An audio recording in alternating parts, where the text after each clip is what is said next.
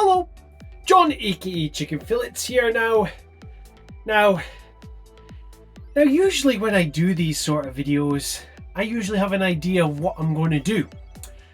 I've been doing YouTube for about 2 and a bit years and I am struggling to think of an idea to do a list about. And then I got talking to my usual Chicken Fillets collective crew and I usually send some thumbnail designs, and I just sent one saying something JRPGs. So I'm going to roll with this. So today's video is called something JRPGs. Now my kind of thought process with this, I'm going to do this in a one-shot, one-take format. So spoilers, mistakes, these will happen in this video. And I thought it'd just be funny to make a video on the spot. Yes, there will be some editing done afterwards because, come on, can't just throw this straight on. But what I was thinking is, I've got heaps of games in my little game room, cupboard, however you want to call it. So I'm going to pull just games off the shelf, JRPGs off the shelf, because this is a JRPG related channel, and we're just going to talk about them, whether it's recommending them, some memories. We're just going to grab whatever game I see fit and we're just going to talk about it. But before we get cracking on with that, if you like JRPGs, something JRPGs, and a wee Scottish guy talking about it, well, please consider subscribing to the channel. Now, the reason that I thought I'd do this in a one-shot format was actually down to the last video that we did, the collaboration, and I really enjoyed just doing that on a whim. I thought it was quite fun, so we do that in the same sort of idea.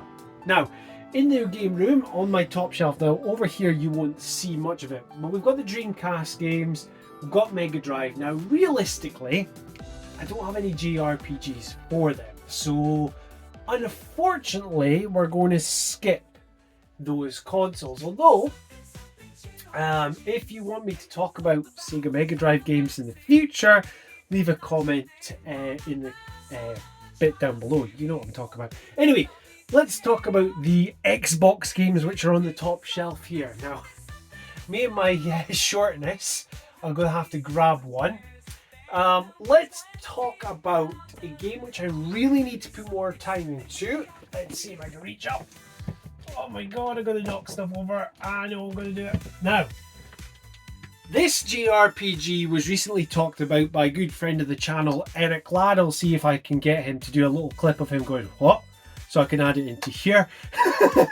But he has recently completed Lost Odyssey. So let's talk about Lost Odyssey and my thoughts about it, because I tell you what, this is a game which I've started and didn't really get through.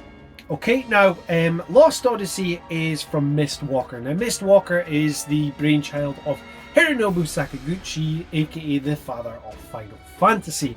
Now it's about this wee guy here, Kayam, I think his name was.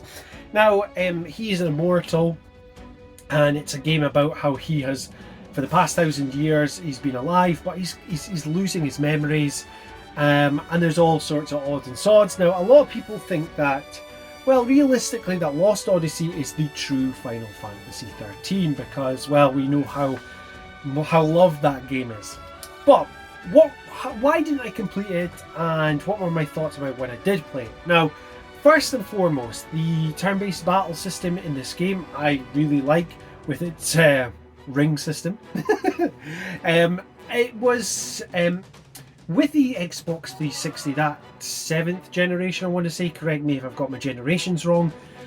A lot of these sort of games went for, a real photorealism, and yeah, I liked it. It didn't really harken too much compared to what I was used to in Final Fantasy, etc. Now, the reason I kind of dropped this title was because it got to a certain boss battle. Now, it's early days in the game where I was really struggling getting past just like one of the first bosses.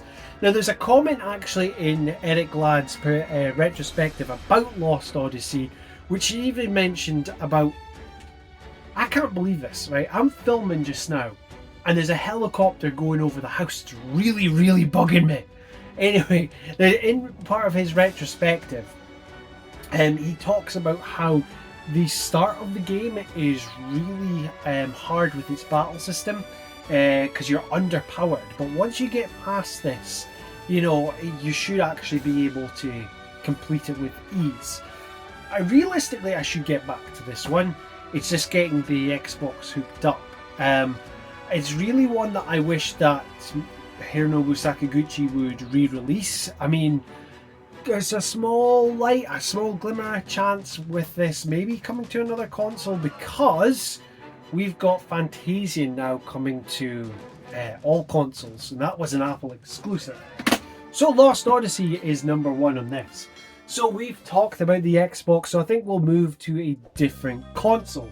So let's talk about the PlayStation 3 games. Now I can already see on the top shelf, we're going to go with Tales of Grace's F. Tales of Grace's F is one of my top 3 Tales of games. Now, it's been a long time since I've played. It just came in my head. Do you remember that song from Stained? It's been a while. I don't know why that. It's been a while since since I have last played Tales of Grace's. So I'm reading the back of it to remind myself as well. Yeah, okay, so now the great thing with this game, right, is that you're going through 3 different stages of these main characters' lives, and I really enjoyed that about this Tales of game. Tales of sort of series, you know what you're getting yourself into. The linear motion battle system is great fun. They're colourful characters. You know that the story's not going to, you know, need a lot of thought process, which I don't have a lot of nowadays. But this was one of the first JRPGs I bought for the PlayStation 3. Now, the PlayStation 3 I bought for £50 off of an old work colleague. It's the same work colleague that I got Crisis Core Final Fantasy VII for the PSP from. So I bought it. I put in it's one of the super slim models. So you have to buy the separate hard drive for it. But I made sure to get a JRPG for it, and that was the first one I bought from CEX, and I really enjoyed it. I do like Tales of Grace's F. I'm really looking forward to the remaster as well, to be able to play that handheld on the likes of Nintendo Switch, and I think it's going on to Steam as well, so I'll be able to get it on Steam Deck as well. Fantastic! Now, we've talked about PlayStation 3, so let's talk about what's beside the PlayStation 3 games. So we have right beside it the PSP. Insert James has given up on the PSP. James being James from the Review Ting.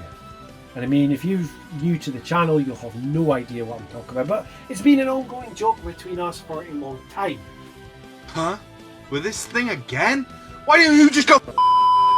Now I can see a game I'm going to definitely talk about. Now it's not Crisis Core Final Fantasy VII, because that would have been the easy one to do.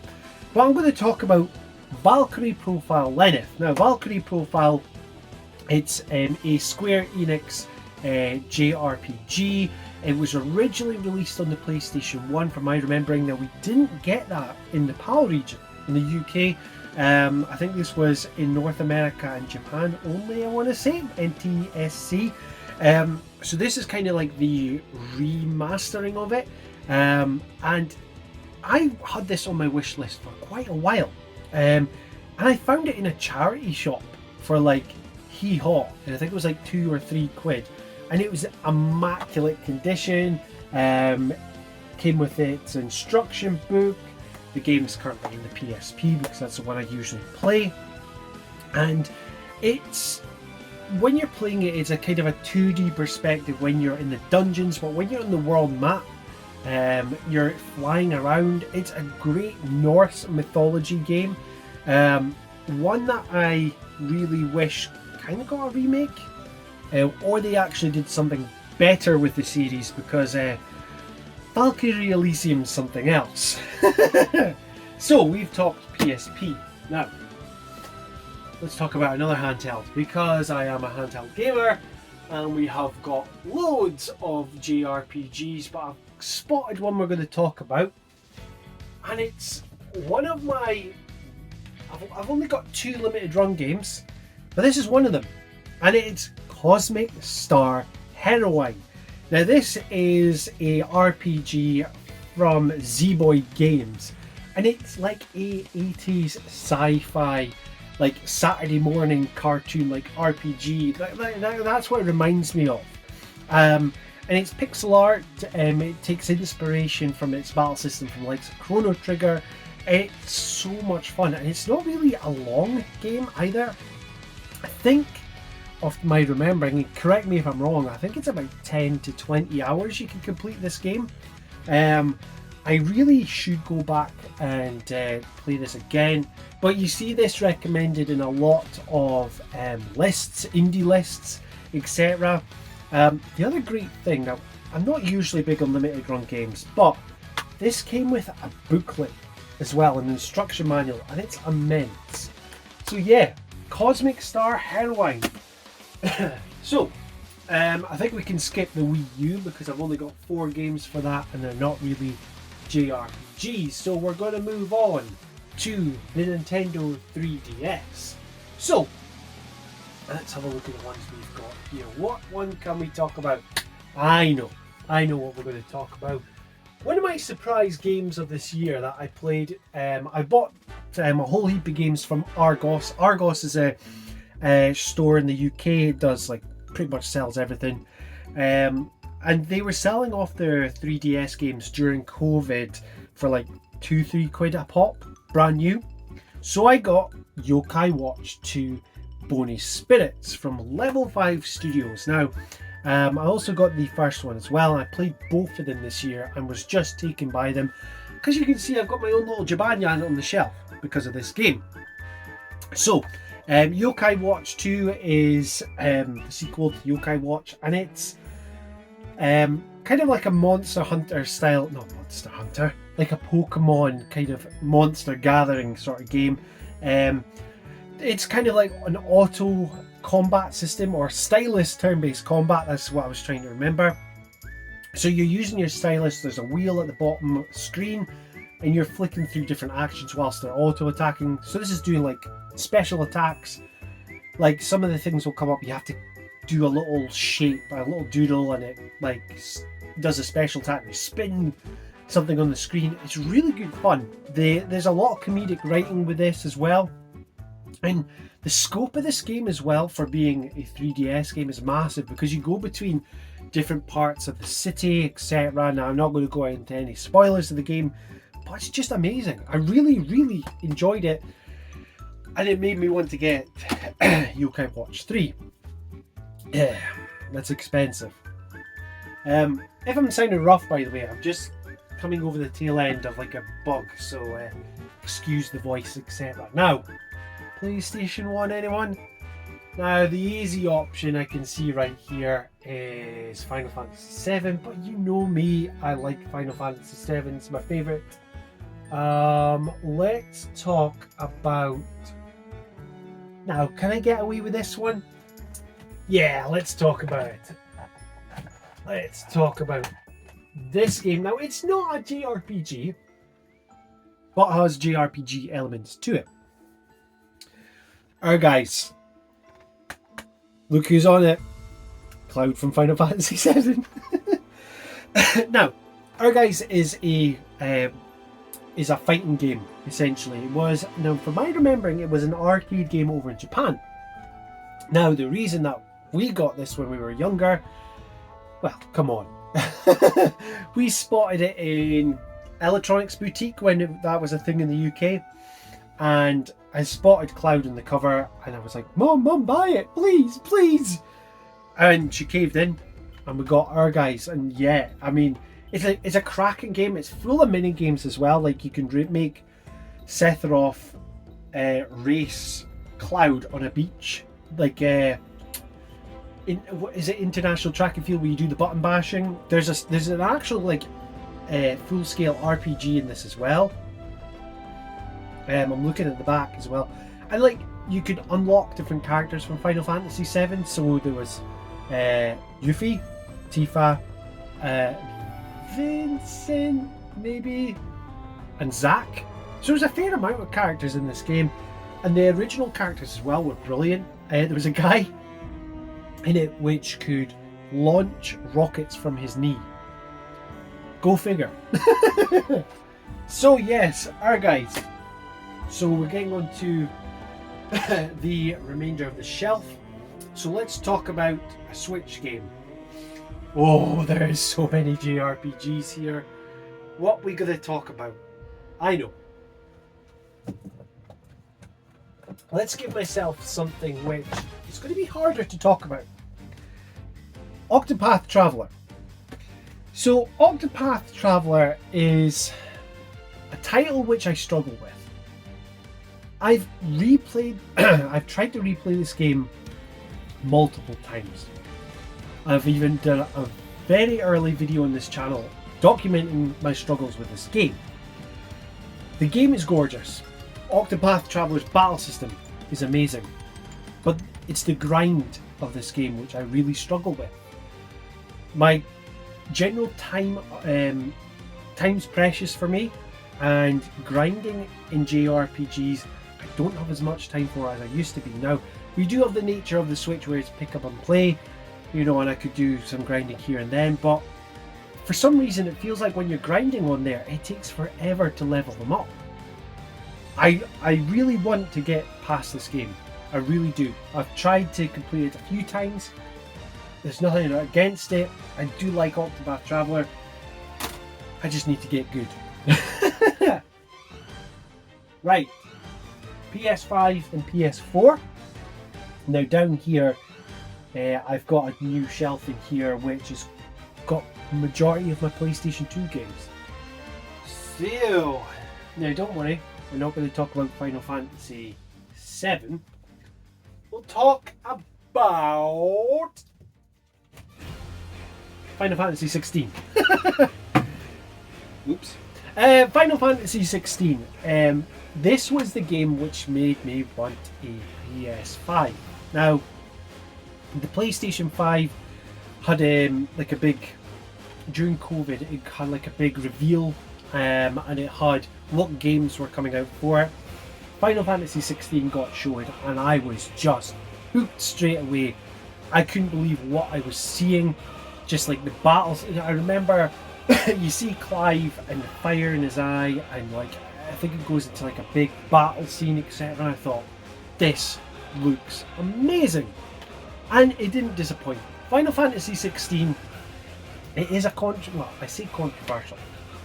It's different from every other Final Fantasy because it goes into a totally different combat system. It's gone full action, similar to Devil May Cry, and that has put off a lot of people when it comes to Final Fantasy 16.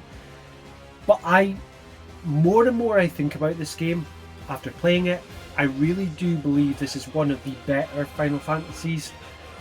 It really goes dark, and it's needed with this game. I think that keeping it within the roots of Final Fantasy with the crystals, its theme with the medievals, with the medieval theming, it's just great. Everything about it's fantastic. I'm really hoping to play this on Steam Deck. On a side note, I did try the demo on Steam Deck and that did not look good.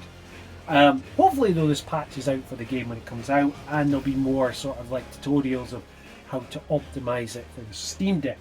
So we are nearing the end, so let's talk about a PlayStation 4 game. Now I want to talk about,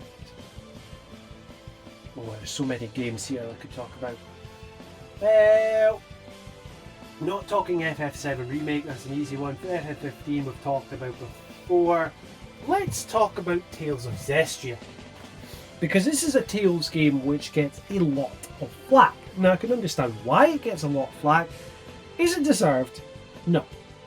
Tales of Zestiria is a cracking Tales of game, and there is kind of a, I was going to say sequel, there is a prequel which more people actually like, which is Tales of Berseria, and those two worlds, are interlinked.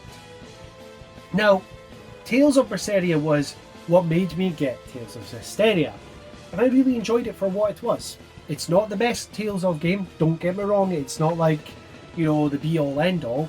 It does have its moments where the pacing can go skew with, but it's a very colourful game. The battle system in it's really fun, you know, and the music's brilliant. Yeah, this is a game which doesn't deserve the flack it does. I understand why, but yeah, it's awesome. Now, we've talked about pretty much everything on here, but down here off camera, I don't know much PlayStation 2 JRPGs, because if you are aware of my channel's history, after the likes of the PlayStation 1, I only really played Final Fantasy 7, 8 and 9. I didn't really get to much JRPGs, and Final Fantasy 10 I kind of went off because it didn't have a world map. And Retro Brandon, friend of the channel, will already be typing in something. I'll try and get him to put a little video of him going, huh? He said the thing! He said the thing! So, let's have a quick look. Oh, please tell me this is it. Yep. Okay. We're talking about this one. It's a Final Fantasy. It's Dirge of Cerberus. Yeah, it's not a JRPG, but it's related to the greatest JRPG in the world, Final Fantasy VII. Dirge of Cerberus, Final Fantasy VII, $29.99 that we got it for back in the day, brand new. Now, I remember seeing this on an I want to say it was Asda's shelf. Asda's a supermarket in the UK, and I had no idea this was coming. It was like when Advent Children suddenly dropped on the shelves. I was like, whoa, what's this? And it was the same with Final Fantasy VII. It was like, there's a sequel, and you play as Vincent. I enjoyed my time with Final Fantasy VII Dirge of Cerberus.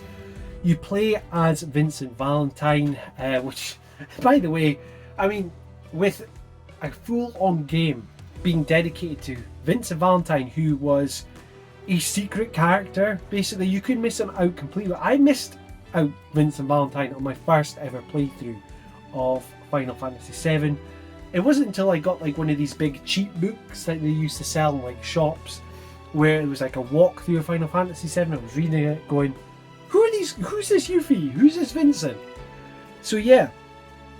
So you focus, it's on the event, it's after the events of the original Final Fantasy VII. There's the likes of Deep Ground, where we're now seeing Deep Ground being presented in the likes of Final Fantasy VII Remake with the DLC there, because you get to fight against Vice and Nero, who are in this game. The combat, yeah, look, it's a third-person shooter at the end of the day. It's in Final Fantasy VII's story. I really enjoyed it. So there we go. Something JRPGs. If you've got all the way to the end, give yourself a hand.